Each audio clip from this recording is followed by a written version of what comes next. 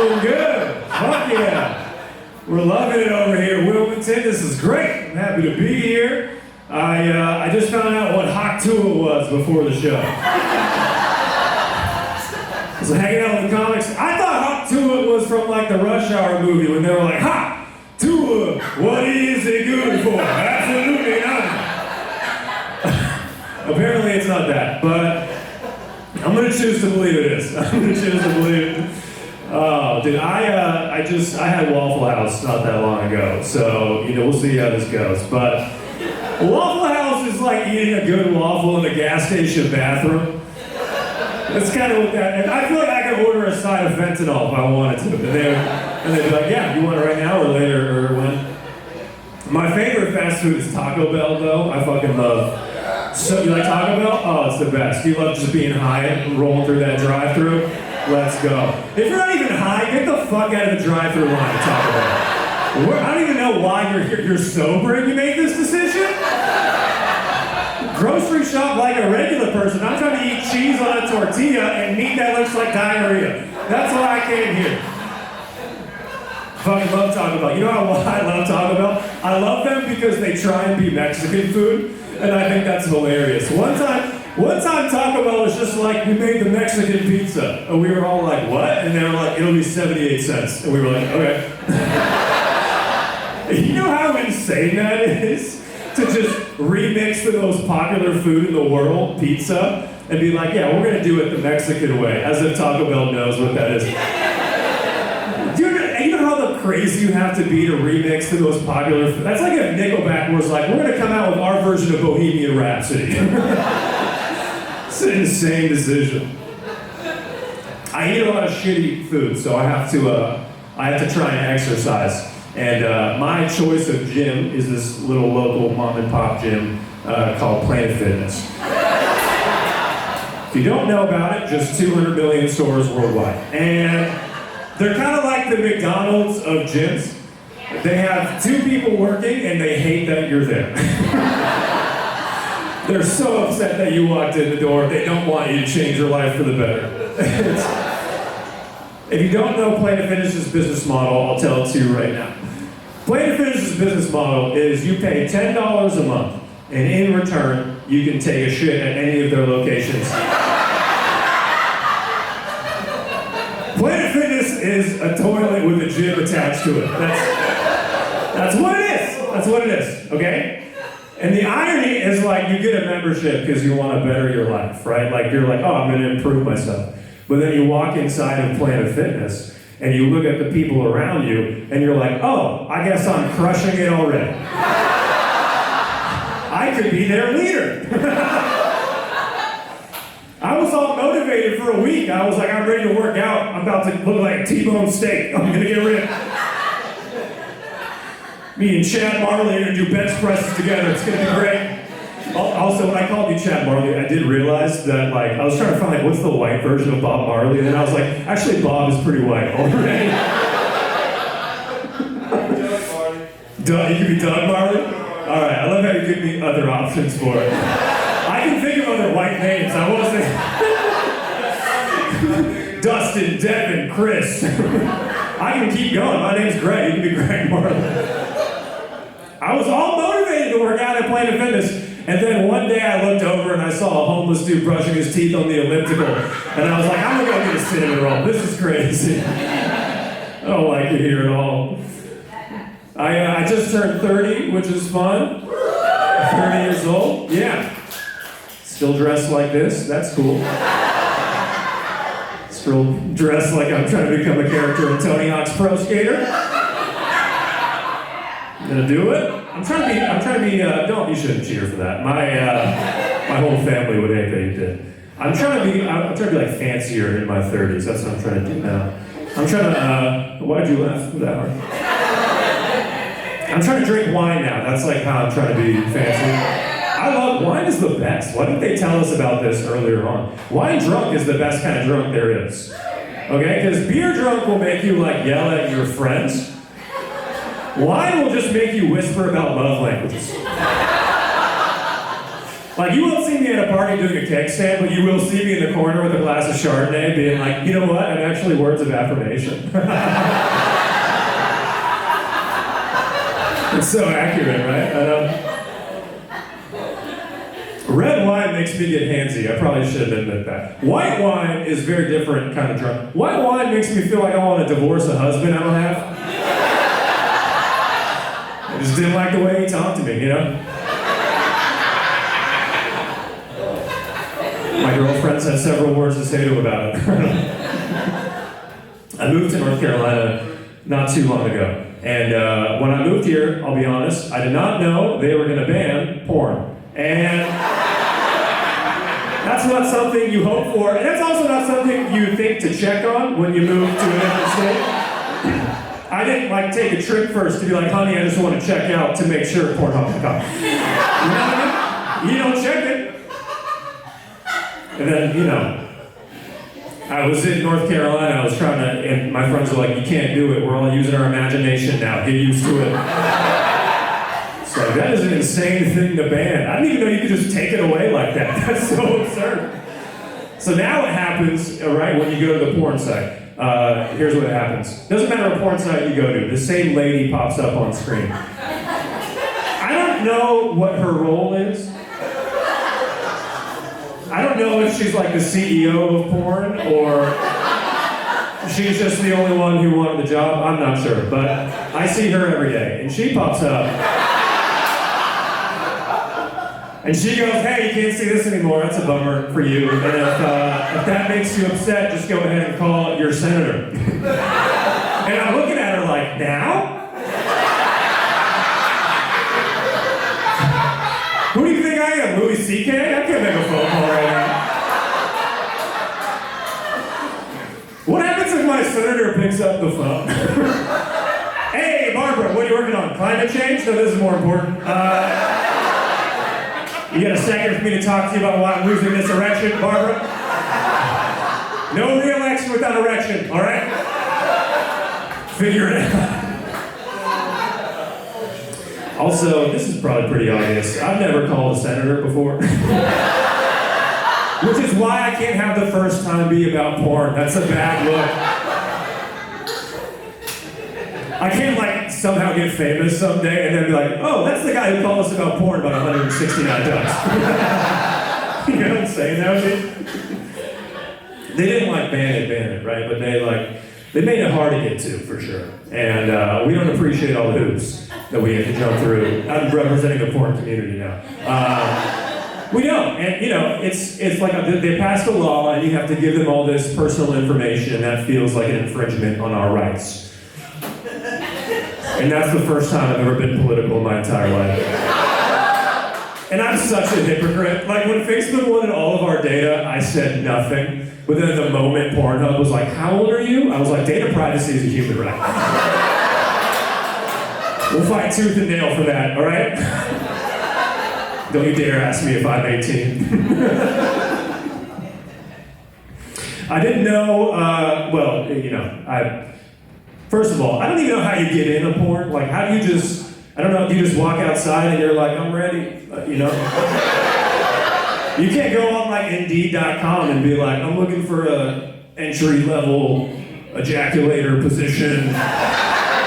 There's no open mics for porn. You can't just go to like a shitty bar on a Tuesday and be like, where do I sign up for anal? I brought all my friends to watch me.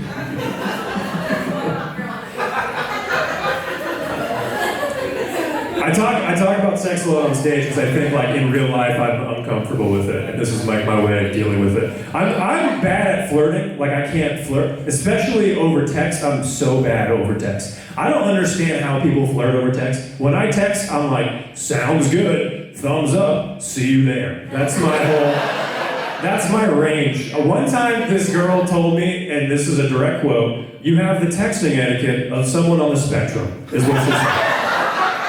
Yeah. Here's the story that led to that. We were texting one night, and she was flirting. You know, we were trying to flirt with each other, and I think she kind of got upset at one point, and she was like, all right, let's do something fun. How about at midnight, we both send each other something we think the other person would like? And I was like, that sounds great, let's do it. At midnight, she sends me a picture of her clit. It gets better. I sent her a link to a Harry Potter jigsaw puzzle.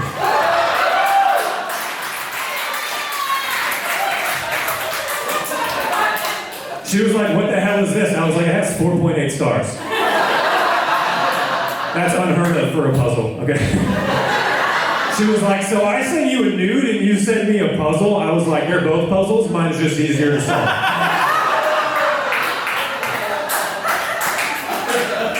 And that's when she was like, you have the texting etiquette of someone on the spectrum. And I was like, I'm not autistic. And she was like, oh, I meant gay.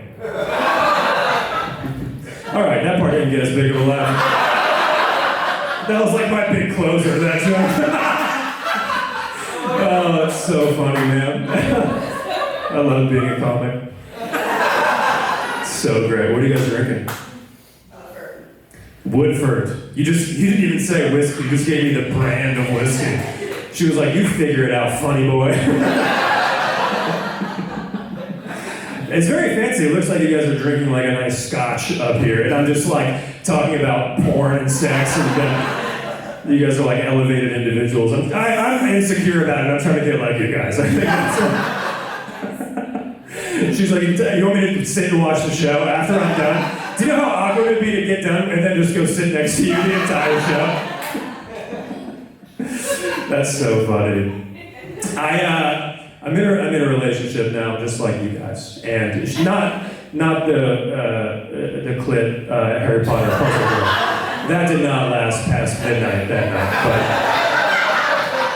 But my girl now is great. She, but you know, one thing that's been happening. She's having this recurring dream at night where I cheat on her. That's tough to hear, you know? And I try to be supportive. I'll be like, where do you think that comes from? What do you think that means? And she was like, oh, I just think that means you're cheating on me in other universes. In other universes? And I thought about it and I was like, yeah, you're probably right. If parallel universes exist and I'm not cheating on you in this universe, then there must be a parallel universe where I am cheating on you. That's just science. And she was like, is that supposed to be funny?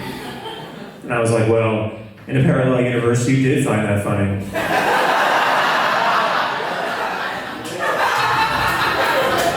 Judging by your tone, I'm guessing it's not this one. This is true. She took me to a hockey game last night as a surprise. Went to a Carolina Hurricanes game. Yeah. And I've never been to a hockey game in my entire life. It was my first one. And, you know, and it was fun. I was super excited about it. But then like halfway through, she leaned over and whispered in my ear, you know, I always wanted to date a hockey player. I was like, why'd you have to tell me that now? She was basically like, hey, you want to hate yourself the rest of this game? That's just so, also like, I'm a 5'10" comedian. You're gonna make me spend the rest of the game looking at something I know I'm never gonna become. So, I don't do that with her. I don't bring her into a debate and be like, you know, I always wanted to date a president. All right, that didn't work out. That was a new one. Oh, it's so funny. It's almost funnier to me when jokes do not work out well. Because in my head, on the way here, I was like, this one's gonna fucking cry. There's no way they don't like it. One lady was just like, I'm actually done with this entire show. Do you guys like true crime? Anyone here watch true crime? Yeah, a couple of you guys, true crime heads. I like white wine and true crime. I think internally I'm just a middle-aged white woman. I love it. It's great. I've watched probably every true crime documentary ever. And here's my one thing with them. Can the 911 operators hurry the fuck up? Every time they pick up the phone, they just sound annoyed to be on the phone. It's like, yeah, you know who else isn't jazzed to be on this call right now? The guy getting stabbed. They ask the worst questions too. I heard this one 911 operator, she was like, sir, what's your relationship with the guy who stabbed you? Not a good one. You're not gonna believe this, we're not friends anymore. My girl and I like to watch true crime together, but I don't know, the hard part about it is like, true crime is like 99% men killing their wives and girlfriends. That's like most of it, right? And she doesn't love that part of it. And she'll pause the documentary every 5 minutes to be like, you would never do that, right? And I was like, I don't know, why don't you keep pausing and find out? It's getting pretty annoying. She thinks that I have a serial killer trait. She told me this recently. Do you guys know what that is? Okay, I'll explain it to you. A serial killer trait is just something your partner doesn't like about you. But instead of telling you in like a normal, healthy way, they just compare you to a serial killer. Right? They'll be like, oh my God, you work out without headphones? That's so weird. You know who also did that? Hitler. My serial killer trait, according to her, this is what she said. My serial killer trait is that I love to drink milk.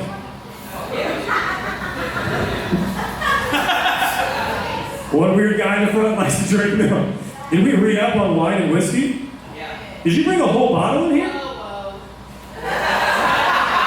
And you didn't offer me any? I'm working hard up here.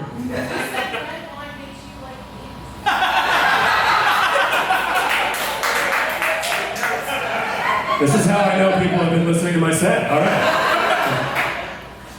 If she had brought white wine, I'd been like, okay, let's party.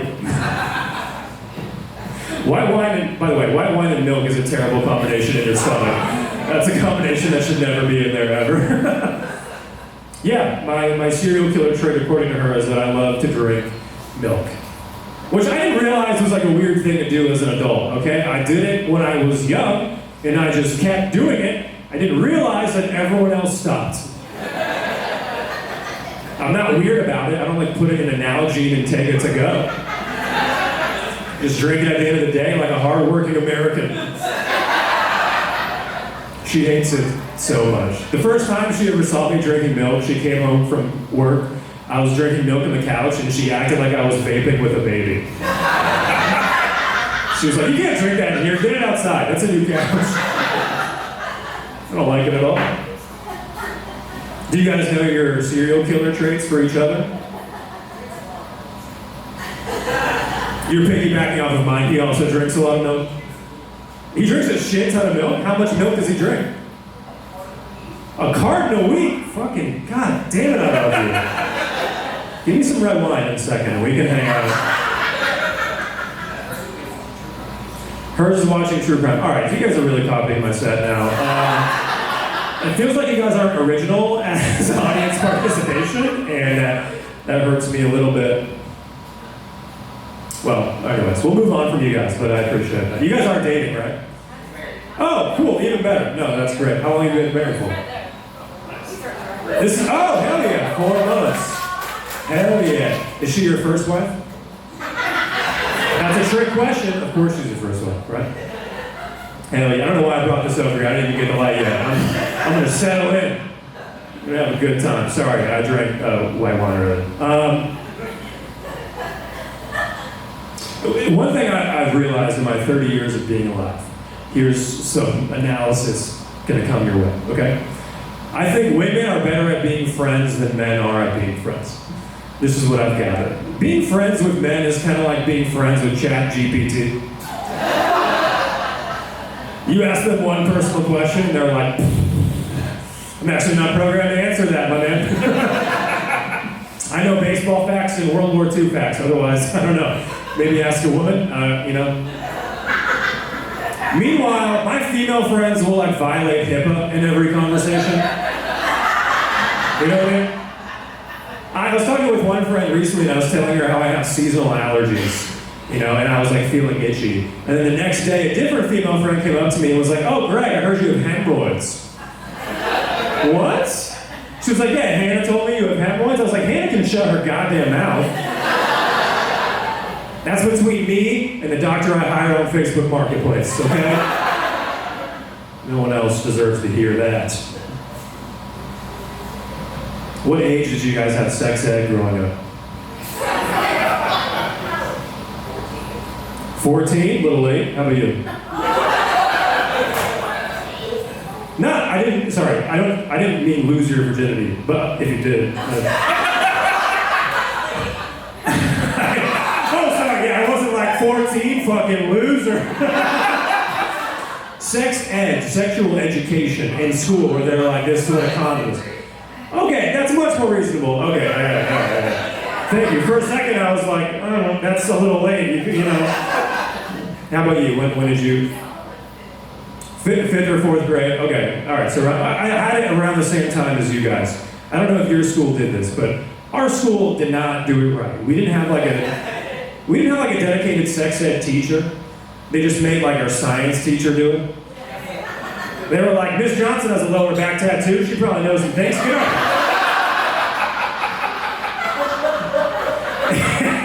And Miss Johnson was not equipped to teach sex ed.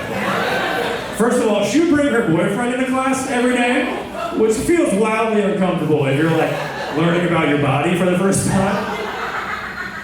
And this is what she did day one of sex ed, and I am not making this up.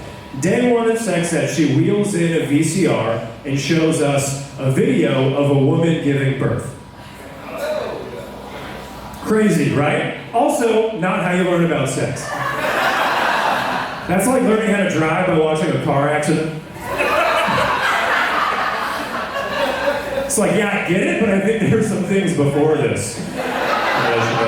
I was 11 years old. I wasn't ready for that at all. My whole world was like Legos and T-ball.